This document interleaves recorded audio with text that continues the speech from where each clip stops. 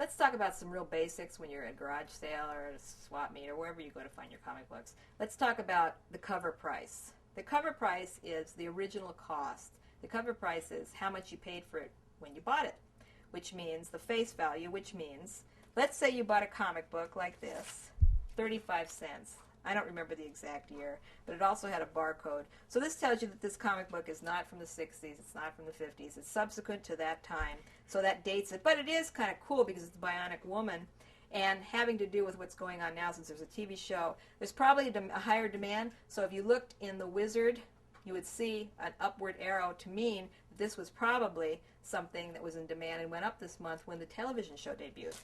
Then what you want to look for is older than that. And let me see what I've got here to show you. I've got what they call the Silver Age. That's what I like. That's where I start. The Silver Age are comic books like this. They're from the 60s, I think late 50s too, but the 60s is predominantly the Silver Age. And these comic books sold for 12 cents or less. Now, the sad truth of the matter is, when I was a kid, I collected these and I had tons of them. And then one day I decided I need to have some money to go buy a baseball bat. I was a tomboy. I don't know what I bought, but I could kick myself now. I sold all my comic books, 2 cents a piece.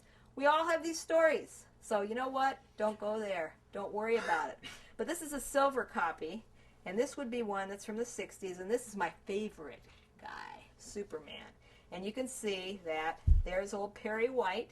This is what they made the television TV show after, this particular DC comic. DC were the people that put these out. Superman, we got the Kryptonite going, we got the Daily Planet. This was one of my all-time favorites. And now I'm going to you about how we assess the quality and condition of this particular comic.